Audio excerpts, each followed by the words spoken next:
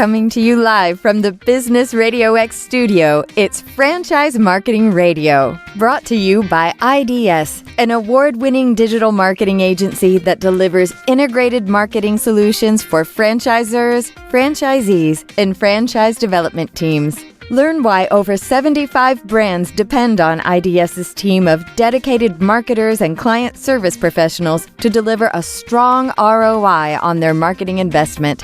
Go to idsfranchisemarketing.com for a complimentary digital audit and consultation.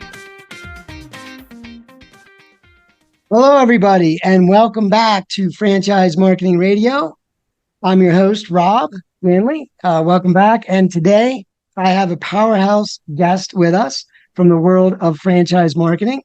Please welcome Angela Pauls. She is the Chief Marketing Officer of Buzz Franchise Brands.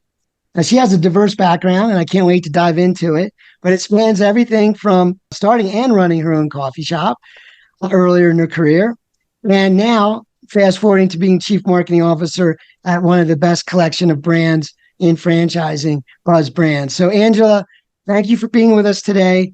I know we have some really cool things to talk about around innovation and AI, and I can't wait to dig in, but welcome to the show. Thanks, Rob. Great to be here. All right, it's great to have you. So tell me a little bit about this. When I was, kind of diving into your LinkedIn profile and learning more about you, I learned a little bit about your experience earlier in your career with starting a coffee shop. Or tell us a little bit about that story. But I think it also is a big reason why you are here today and kind of involved with what you're doing and why you're so passionate about it. But tell us a little bit about that. Yeah, it's funny. It's funny that you bring that up because I feel like not a lot of people notice that about me on looking at the LinkedIn profile or anything. It's kind of buried amongst a bunch of other more traditional things. But yeah, I started a coffee shop when I was in my early 20s. I had come out of college and started a traditional career in advertising and marketing. But I always enjoyed the coffee shop environment, just the community of being in a coffee shop and the interesting people that come into coffee shops. And I was living in Austin, Texas, which is a very entrepreneurial city, and local business was everything. And so that made it even more so a special thing to go into a coffee shop and be able to meet people and have that great community. And at the time, I had a brother who had actually built plans for himself to start a coffee shop business. He had done the more traditional, put a bunch of time in, putting together a business plan, all that sort of thing, while I was working my, traditional day job sort of thing. And he didn't end up being able to get that business off the ground. He actually passed away. And so that sort of lit a little bit of a fire under me to maybe someday that's something I could do. And I originally thought of it as more of a longer term goal or thought after I, made enough money to actually do it, working a normal job, but ultimately decided to just go for it. And so I did it while working a full-time job. So I had a business partner in it with me, and I worked my day job from 8 to 5. And then I went straight to the coffee shop and relieved our staff. It was a coffee shop that also had nighttime activities. Live music is everywhere in Austin. So we had music at night. We served beer and wine in addition to coffee and other beverages. So it was a very social kind of place. And I did that for several years. It was my crash course in entrepreneurship, and having the perspective now that I have about franchising, it really helps me to understand the benefits of franchising, having gone into it with no formal business background other than, my education, but no formal entrepreneurship training, and really just figuring out a lot of things as I went and figuring out the right questions to ask and the right people to talk to. But it was a great experience. It was great from a business standpoint. We actually purchased a failing coffee shop and turned it around. So we were able to make it profitable within a year and then build on it from there. So yeah, it was definitely a meaningful part of my background, I would say. I would say so too. I think of Austin. I love that city. It's just a cool vibe. But when I was a kid, I was a big Stevie Ray Vaughan fan, right? And he was introduced him from Austin, Texas. And I'm like, that must be a cool place. So that's how my understanding of Austin came about, from the blues and live music and him. So he was an awesome guy. I liked his music. But since then, of course, it's been out there, and you're right. It's like a tech hub. I think Silicon Valley and Austin, it makes me think of those cities when I think of tech. So if you're interested in tech, you can probably hang out there, and music, live Absolutely. So yeah, anyway. I think the live music part of it's been going longer than the tech part, but the tech part has definitely taken over, I would say, or at least on par with the live music. Yeah, I think the techie people like the live music. I think that's they decided to move in. So anyway, but cool. So let's talk a little bit about you're managing multiple brands, right? And by the way, I think that's just brilliant that you went through that experience, because franchising is so much about, I learned a long time ago that the most successful people in the world are that way ultimately because they have specialized knowledge. At some points, they know specific things about certain things that produce a lot of impact, right? And a lot of times in business, that could be revenue and profit and growth. But it's important to understand that specialized knowledge usually is only developed through actually doing it and refining it over a period of time. And that's franchising. And when I think of franchising, really, it's like it's nothing but growth since it started, really. And it just keeps building momentum, because when you start a franchise business, you have much better odds because of that specialized knowledge to have success. So people that like yourself that get the pleasure of starting their own business get to understand all the things they didn't realize they didn't know, and they didn't even want to do. Actually, they weren't the things they even wanted to do. So that's a little bit of everything there. But so you're managing multiple brands.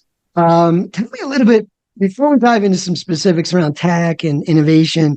Tell me, just how do you approach that, though? Like, just the idea of having multiple brands. Obviously, they're different objectives. They have different branding. Like, as a CMO of all of them, what is some of the strategy you use to lead that and advance those brands? Yeah, one of the things that I think we find in franchising is marketing tends to be one of the areas that a lot of franchisees don't have experience with coming in. And for some people, it's why they join a franchise, because they know it'll help give them that expertise. And some people just don't know what they don't know. But it's an area where there's I wouldn't say it's necessarily the same formula for every brand, but the structure there, the recipe for success in marketing is the same, for all brand. The tactics may vary, but kind of thinking about a structure of setting up a good marketing strategy or plan is all very similar across brands. So we have, certain practices that we use with our franchisees and certain basic strategies that we use in marketing that apply to all of our brands. There's just different than kind of nuances when you get down to targeting those tactics to a specific audience that would really depend based on the customer persona for each of your brands. But when it comes to kind of the higher level, all of our brands are doing digital marketing. All of our brands are doing local marketing in the community, getting out there and meeting people and networking and building partnerships.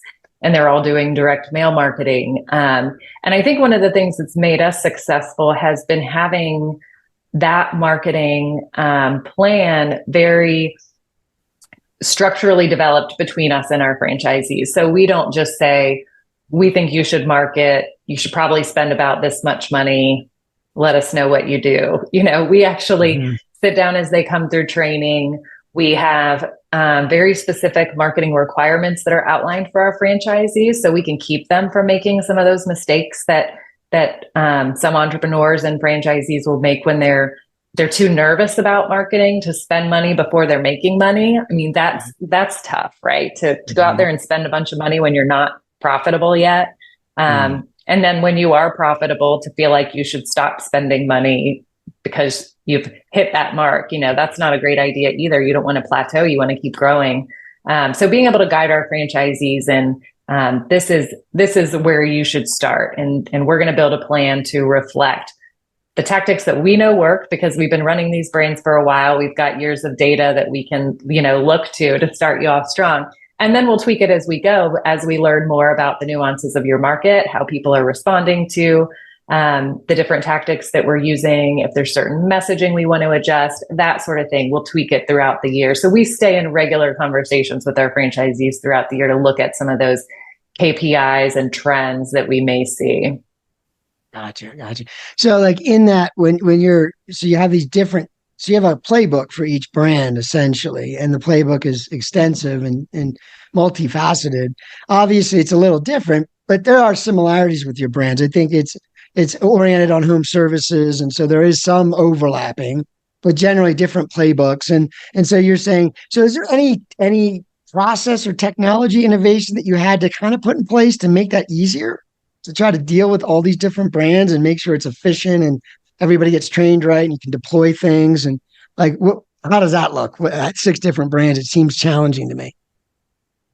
Yeah, well, certainly the structure of our team is set up intentionally to be able to support across multiple brands. So we have, each of our individual brands has their own marketing support and marketing team members that are 100% dedicated to that brand. So they spend all of their day focused on that brand. And then we have a layer of shared services marketing. And so these are certain functionalities within marketing that support across the same team, supporting across all 4 of our brands. So that's our digital marketing team. We have a direct mail marketing team. We have a creative team. Those groups are supporting across the board. And so that affords us the ability to always know what's going on across the different brands so we can learn from each other. So if we try a new tactic with one brand or a new vendor partner with one brand and it works really well, we can apply those best practices across the other brands as well, or at least where relevant. There may be nuances that make it appropriate or not, but I think that's another benefit of being able to say, okay, we can roll out a technology with one brand first. And once we have all the kinks worked out of it, we can roll it out even easier across additional brands. Yeah. So when I'm just curious, just getting into depth a little with the technical parts of digital marketing, like, media buying, if you're going to do a Google ads campaign or Facebook ads, things like that. It's kind of technical, right? A lot of clicking and understanding those platforms, dealing with those technologies. Is that something you do internally, or is that something you partner with? Or did you actually, at the buzz level, you built that sort of capability internally? Yeah, it can be a little bit of both depending on the nuance. A lot of our digital we do handle in-house. We've done and we've sort of evolved that, I would say, over time. Certainly when we started out and we were one brand, we were outsourcing a lot of that work because we had a very small team. I mean, I think that's what the situation for a lot of emerging brands. Now that we've got multiple brands in our portfolio, if we launch a new brand or acquire a new brand, we already have the structure and the team support to provide being able to do that sort of work in-house. But we do leverage partners in certain areas to help make sure we're being as efficient as we can in that sort of media buying as well. Yeah. It depends what you're trying to get done, but sometimes it's a steep mountain to climb, depending what you're doing. So I think a YouTube video, some of the work I've done, it's a lot. It can be a lot. Seems easy on the surface. Yeah. Yeah. So, all right, let's dive into the big question of the day and something I really appreciate your input on, because I know this is something that you've been involved in for a while and you're humble about it, but I think you have been involved with AI and using, figuring out how to use it, right, in brands and make it efficient in marketing, which obviously sales and marketing, I think, is a big, big place where AI really can help. So I wanted to start first with just a bigger picture. I mean, this is kind of a big sort of visionary question, but how do you see technologies like ChatGPT, large language models, right? And now Google has Bard, and there's others everywhere cropping up. And but how do you see? Because a lot of what this is being able to create content, being able to create any form of content, really, in terms of text and things, and more to come, and soon images and video. But how do you see it transforming like a marketing department? And maybe in the short term, I know in the long term, most of us are like, even the experts aren't sure. But like in the short term, what are you seeing? And I know you're doing some things already. But yeah, what do you see? How is it transforming, I guess, your departments and teams? Yeah, I think there is, I like to spend my time thinking about the positives of AI and not the stuff that can totally get scary if you think too much about it. Yeah. But looking at the ways that we can use it to help support what we're doing on a daily basis. And I think a lot of that comes down to finding efficiencies and finding ways that we can sort of do more with less.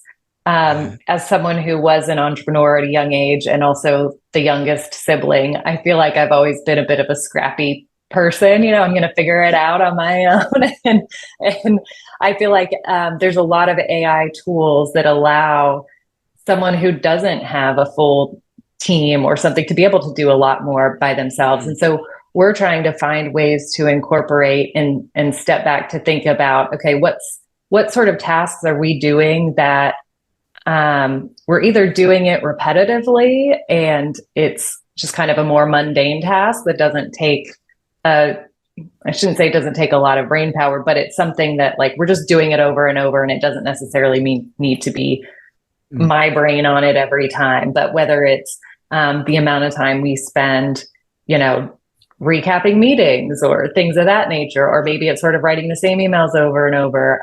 A lot of it's content marketing when we're trying to spend time around writing blogs and optimizing and outlining presentations and that sort of thing.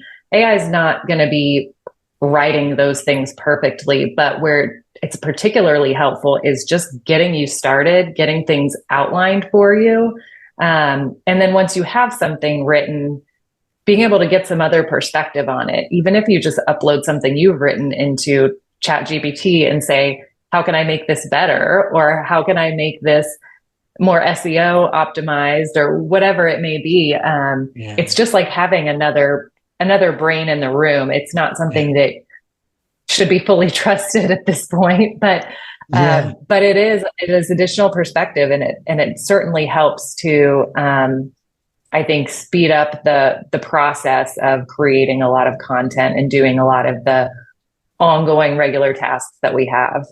Yeah. So tell me a little bit about that. So we're all dealing with a lot. I was going to ask you, I was going to put you on the spot and say, does AI scare you? And you kind of already. But I don't want to talk about it. There's enough. Well, there's more now. Anyway, I'm glad there's enough. I think we need to take it seriously, but let's look at the positives because there are that side. I appreciate that. In terms of when you think about content marketing, like before all this started, like about a year ago when ChatGPT made this available, the idea of content marketing, having a calendar, you're obviously doing that work for many reasons. One is to be more prominent on Google or organic, channels, reputation, branding, all those reasons. But when you think of content marketing, man, there's a lot of versions of content, right? You could have a pretty robust calendar if you had the ability to do so, like podcasts and videos and blog posts and social posts and things of that nature. So it was always a big mountain to climb to say, let's do content marketing. Let's make this impact. Now that you have this idea of AI that can create content and do it much quicker, but as you just said, you just alluded to, there has to be sort of this QA process. There has to be still this screening first with the strategy of why we're doing it. How's it serving our customer is how I obviously everything we do here should be, we're improving our game. We're just doing better, right? So maybe we didn't have time before, but now that we do, we'll do this. So if you're going to do something with AI, it should be not just more for more sake. In other words, it's more because we figure this is a better thing for our audience. But how do you deal with that QA sort of idea? Where do you take it? You guys obviously have strategies for calendars and content and doing that side of marketing. How is that influencing that? Or are you doing stuff there to try to make that go faster? How's that look with that kind of content?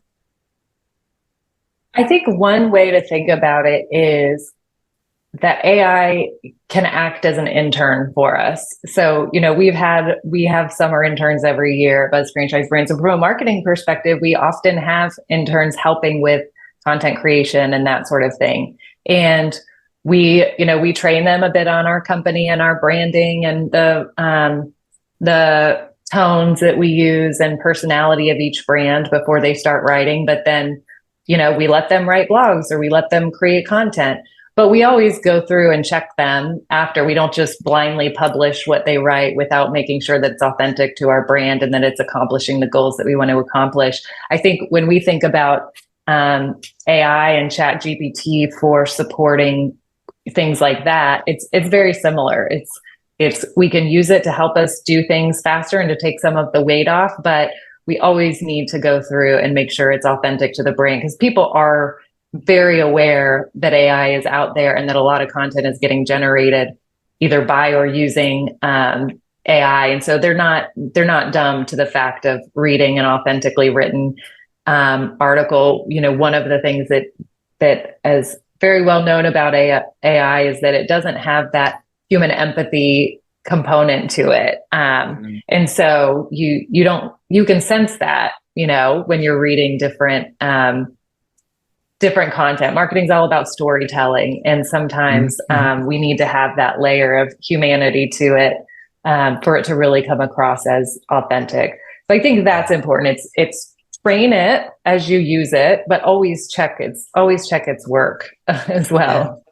Well, yeah, and it's like your brand is it's more than even the words, right? It's like the feeling it's transferring, and it's you definitely have to filter for that part, right? Like, is it making us feel like we want with that story? What is the intent of telling that particular story? So yeah, that makes perfect sense. So let's break it down into franchise. Maybe you could speak to, because I know, well, before I get into franchisees, I wanted to talk a little bit about technology. I know that we had talked before. And so when you think about these large language models, a lot of the application of it, so we talked about one application, which is content creation, and ideas and things like that, being an assistant and helping us accelerate our work. But then the other side is like these softwares, all these different tools out there, can access this same capability in the dialogue. So, for instance, we could have some kind of experience where someone's chatting or texting and interacting with this same intelligence, if you will, ChatGPT. That's usually the de facto standard right now of what softwares are plugging into. But some have used other AI language models prior to ChatGPT, and I know you guys have been involved with some stuff even prior to ChatGPT to help with that side of things, where you're engaging customers at different stages of maybe the sales pipeline, maybe you're answering questions, maybe you're booking meetings, but it's actually the same sort of intelligence that's interacting as we're asking to write a blog article. So how has that been working for you? I know that you've been using some of that in some of your operations and some of the brands. I don't know if it's all the brands. Tell us a little bit about how that has been working and your experiences prior to ChatGPT, because you've been involved even before that. Yeah, and I think some of the things that we were involved in, I don't think we talked about it so much as AI, even though that's what it was at the time, because we just didn't have we hadn't yet had this explosion of everybody talking about AI and artificial intelligence in the way that it is now. I mean, I'm sure when we first set things up, the software we were working with phrased it that way, but it didn't jump out the way that it does now. So we have been using it in a few different ways for several years now. And one of those being in the franchise development process and across all of our brands, we have used the technology to help reach leads faster and help communicate, help them get calls set up with our sales team. And it was the same thing that is now becoming a very commonplace practice. Basically we teach we train and teach on some of the frequently asked questions, these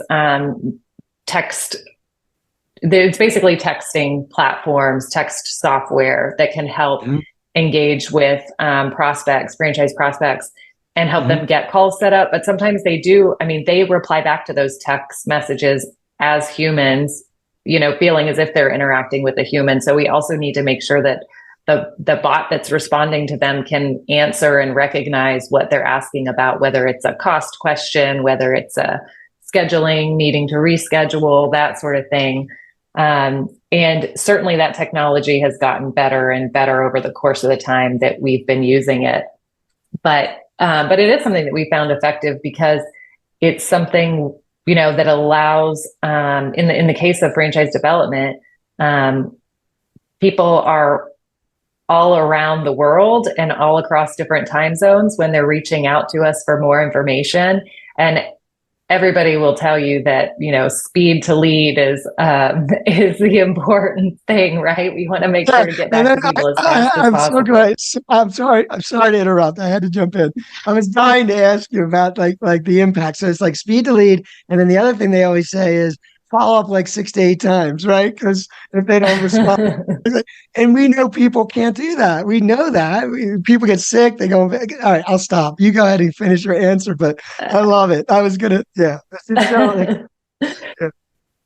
So we had a great sales team who's getting to leads as fast as they can. But when it comes to after hours and weekends and things like that, they're not available 100% of the time. Whereas, if we've got some AI technology that can reach out immediately and say, hey, we can go ahead and get something scheduled for you and the sales team, then the sales team can come back in the next day or at the end of the weekend or whatever, and already have new calls set up with candidates that came in, at times when they weren't available. So tell me a little bit, educate me, because like you're really using this, and I think it's awesome. So the idea of speed to lead, right? Of course, the idea is connection rate, right? We want to improve connection rate in getting a hold of somebody. And so you do, and you interact, this AI interacts with the prospect because it can be consistent and always follow up within 5 minutes or something, speed to lead, 5 minutes. But so have you attempted to, or have you found that you can adjust the interactions to qualify leads better? Have you tried that, or is it just, hey, you figure if you can drive the connection rate higher, get people on a calendar, then you're going to talk to more people? Is that obviously that's one thing. The other thing would be you could actually qualify better. Maybe just filter some budget issues or filter some territory issues. They're the big ones. Have you tried to use it in that way to say, let's not even book that meeting, or is it just trying to get to speed to lead? And where has the biggest impact's been made, do you think? I would say for us, it has been the speed to lead side of things, and then just the time saving on our sales team when it comes to trying to get that first call set up. So, there's a lot of time spent on their side trying to do outbound calling to new leads or emails or whatever it is to new leads, just to try to get them on the phone. And having a system that's able to do that for them, they can be focused on the leads that we have made contact with and had sales conversations with, and be spending their effort and rapport on those more qualified leads than the ones that are, just at that first stage and maybe are saying, wait, I don't remember if I requested information or not, or what, Yeah. We're kind of just taking those out of the picture when it comes to time savings. Yeah, I was just thinking, like, you're on your 9th attempt, right, to get a hold of someone, and they barely Yeah. It's like you're putting the emphasis and the energy to the wrong person. It's better to follow up with someone you've already talked to for 20 minutes. They seem good, and now you're putting some energy behind giving them more attention, and that's great. Yeah, that front end part has always been the one that's really hard, and it just seems to be. And so you won an award a year ago about being a game changer. Well, you're a game changer. Like, that's hard. That's the smart move. And I know the company you worked with, they were innovative. As you said, I'm wondering what they're thinking now. But they were very innovative, and there weren't many ways to do what you did. So you found a way. And you're right. I think more and more now we'll realize, wait a minute, what are we doing? We should be doing this. But it's going to be a little more accessible now, I think, for different folks. But that's a different application of this same technology that's coming from these large language models, these repositories of data and intelligence, right, that we can connect to and use to communicate with our customers. Yeah. So I'm just thinking, man, this seems like a whole different language I'm talking when I talk like that. But anyway, it is what it is. So that's FranDev, and that seems like pretty much standard for almost any brand. Like, you should have something like that. Now, when you think about the franchisees, you are in a brand where I do think appointments are probably part of it, and scheduling things and that nature. How does that look? Are you doing it at that level as well, and how does it work there? Same thing as you're doing on FranDev? Same kind of approach? Yeah, applying similar technologies, people who fall out of a information request process, or for example, with our British from School brand, people who are starting to enroll in a class, but some at some point in the process fall out, we're able to continue that communication with them and figure out if there was a problem or if they changed their mind or what happened that they didn't complete the process. We're able to use some tools to be able to facilitate that without our franchisees having to do all that manually. So that's, again, something that's very time saving. But I think all of that is just going to continue. There's going to be more and more things that come into play, around that. We have our franchisee convention coming up, and I think that's going to be some of the conversations that we're having with people. And some of it's just very high level education and understanding, because I forget, I talk to people. It's easy to feel behind in AI because it's changing so much. And if you're into it, you're always reading new things. I mean, I follow people on LinkedIn about AI. I sit in on webinars. I do all the things because it's very interesting to me. And I think it's really important for us to be as on the front of it as we can, to be leveraging it the best that we can for our companies and our franchisees.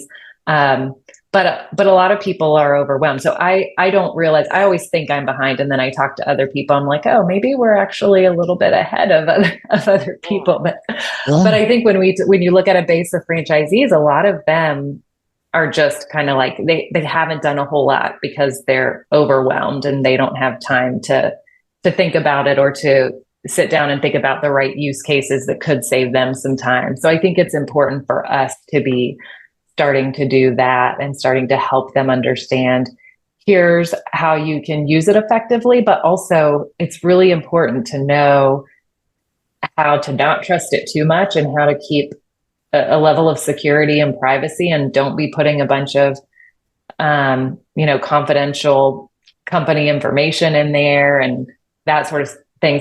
So helping them understand the best practices to use it efficiently and to use it safely. Yeah, you had mentioned something I thought was a golden nugget. I wanted to just kind of pull, just for the audience, break it down a little. So at the top of the funnel, when you struggle getting a hold of folks, you spend money on marketing, you bring them to a website, they reach out, and maybe there's no one there to connect with them. Then there's a follow-up process that's the gap. That's the fall off where we talk about speed to lead and follow-up that's challenging. So we talked earlier, AI, this capability, that could be a gap filler there.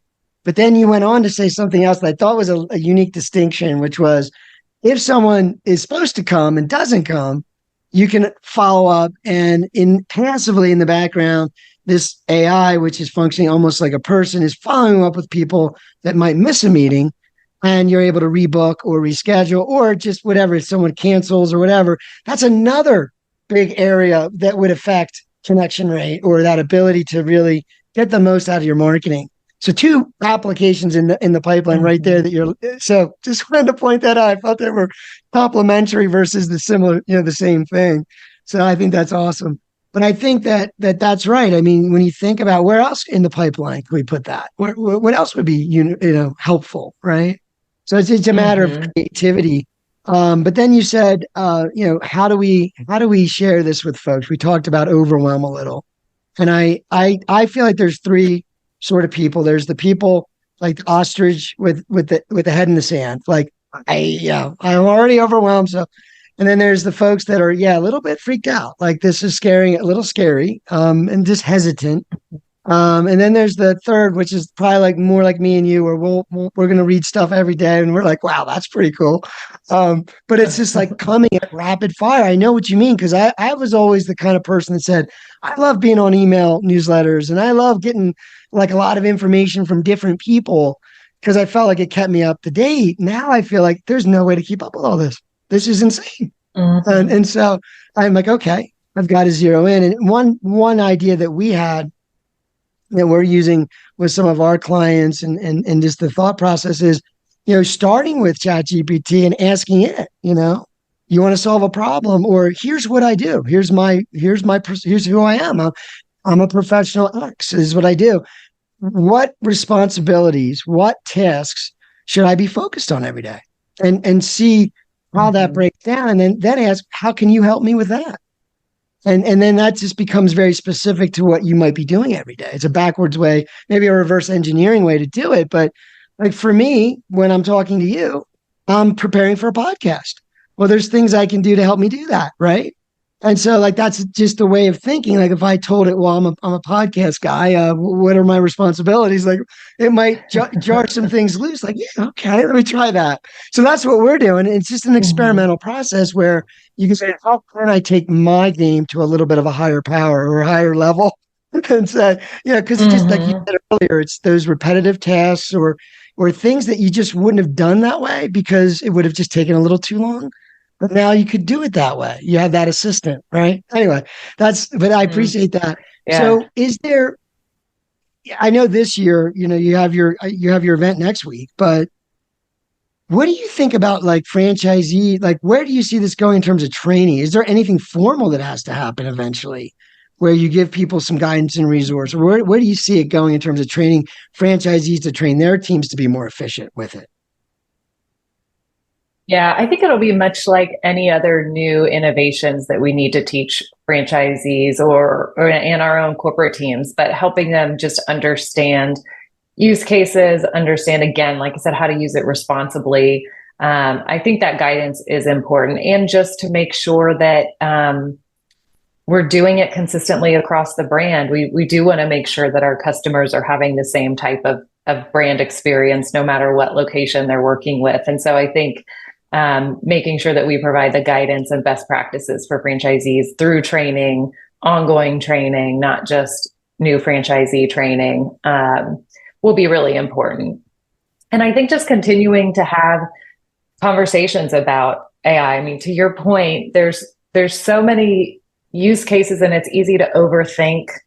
Like I have to have a perfect reason to use it, and it's almost backwards. It's kind of like everything's a reason to use it. Well, one of the things that I started doing with my marketing team is in our weekly meetings, before we close out the meeting, we have what we call an AI moment. And we just kind of go around the room and say, hey, did anybody do anything cool with AI this week, or read anything cool or learn anything new about it? And so it's really interesting to hear what people share, because it can be stuff they used in their role, in their professional role, or it can be stuff they used, personally for it to help. So maybe it's planning a vacation, or we had one of the people on our team recently who's a big Bachelor fan and was going to be planning a party, a watch party for the show The Bachelor. And so she had ChatGPT help her with the text invite to all of her friends, where she told it, I want it to have a lot of puns that have to do with The Bachelor and blah, blah. And it wrote up this great script for it. So it was really funny. It was just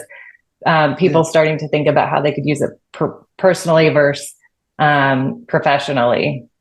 Yeah, no, exactly. I kind of look at it like a sidekick, the way I say you should make it a sidekick, because it stimulates the creativity. Like you think of reasons, you start to understand, oh, wow, this could really help here. This could really help my client. This could help my customer. It's really about helping too. I think I wanted to ask you a question about this whole concept, because where this sort of leads is this AI becomes part of your team. It is representing your brand. And you talked earlier about quality assurance and making sure we're taking the lead and the empathy we want to use inside our communications, depending on what the brand is and or what problem we're trying to solve. But I feel like is there something in your mind, and maybe you haven't thought it all the way through yet, but when you think about brand values, mission, vision, things that are central to the brands, obviously that alignment is key. Do you see it as being somewhere you're going to have to define this AI's persona, and make sure it aligns right and that it's managed right and used right? I mean, do you think that has to be something more official where you actually think it through a little? because I feel like it could get away from people pretty quick if they're not thinking of it that way. Oh, we can just do more, faster, better, cheaper, but like it still has to be you, though. You know? Yeah. Yeah, I think it certainly right now, and who knows where things will go in the future, but having that human complement to it is really important. And I think from how it becomes ingrained in our businesses, it's going to be something that's part of every employee handbook and part of every operations manual and all the places where we talk about other software and technology. There's now just going to need to be an extension of that applies to and covers AI as well.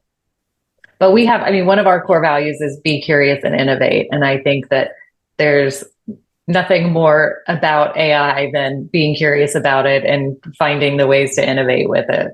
Yeah, well, that's another, right. So it's like, it's a part of, it can also, how do you make it a part of your identity? Like that's a part of how you guys are. And so we use AI this way. We're curious. We like to be innovative. So cool. So I'm going to ask you to summarize a little. All right, I'm going to tell you, you're definitely using AI in your business today, and you are definitely ahead of many people I talk to. So like, if you could summarize the key elements from the marketing, from a CMO,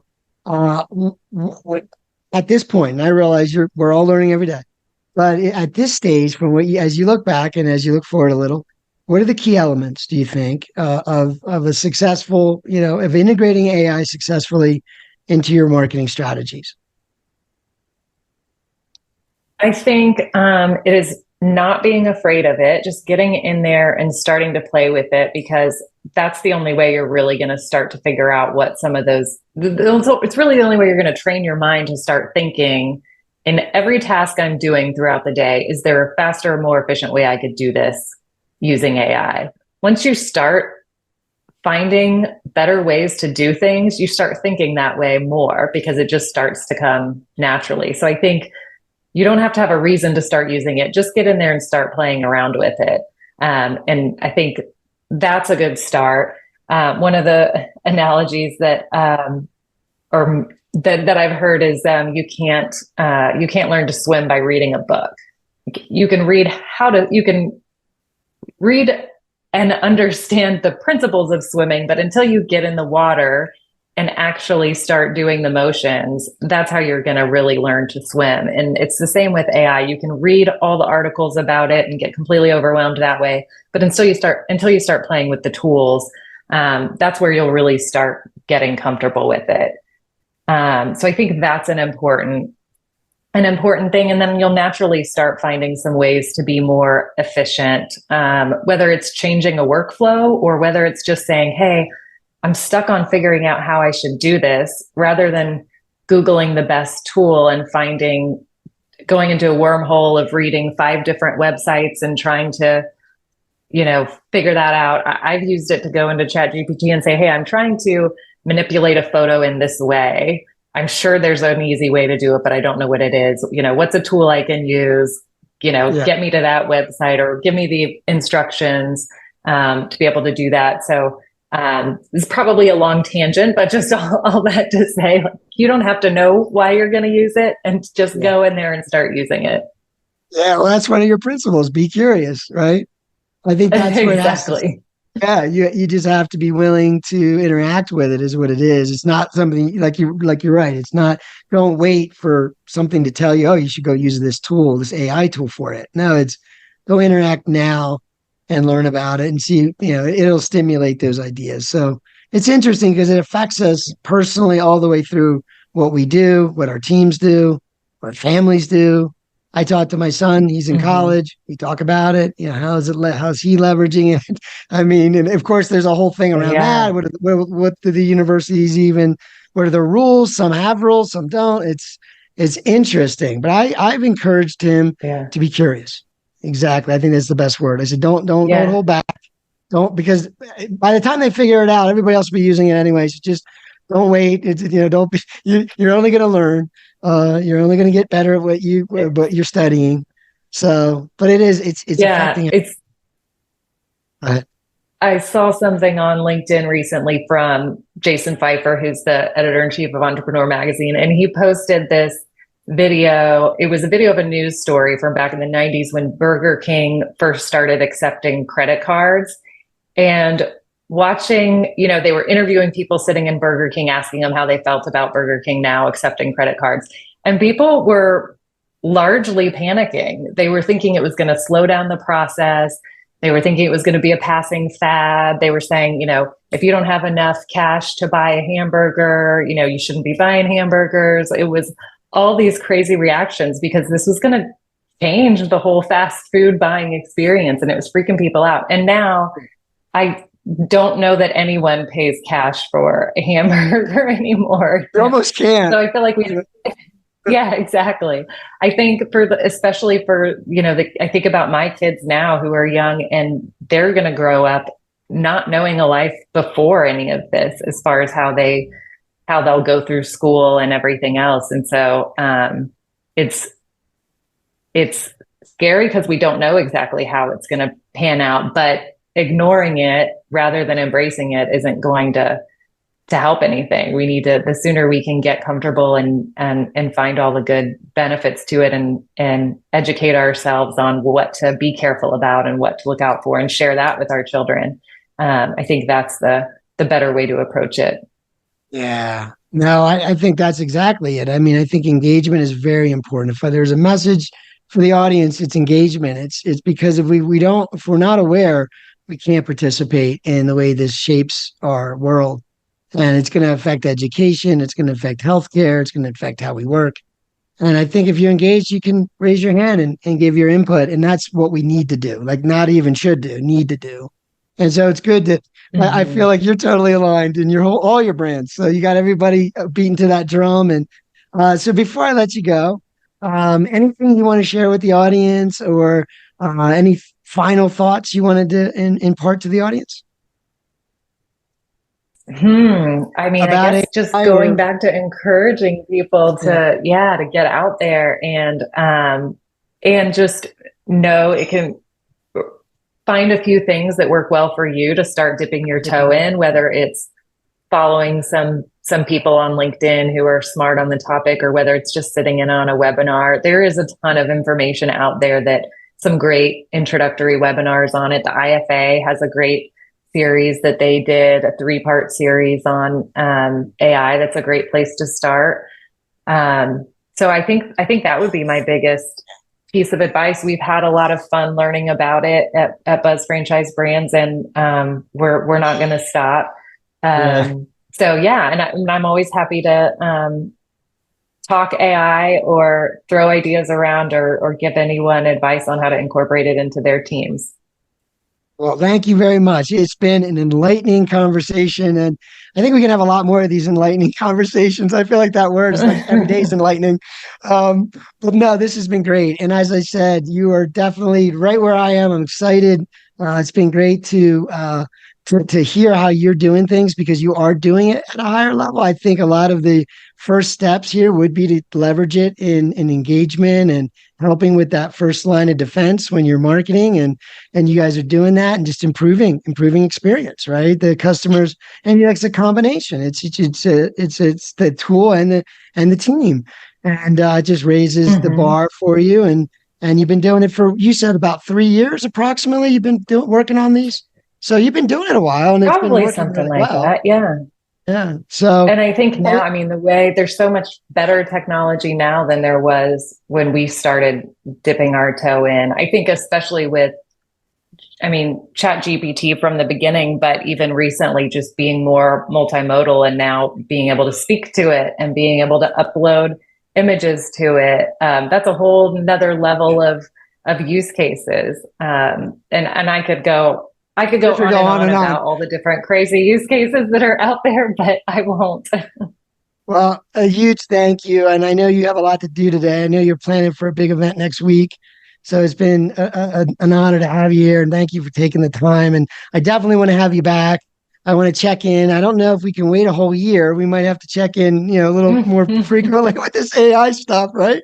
But anyway, I might be gone. I might be a robot by then. Let's not go there, right? Let's all chip in and be ready with our voice. That's what I would say about everything. But a huge thank you to you, Absolutely. Angela Pauls, Chief Marketing Officer of Buzz Brands. Thank you for being on the show today.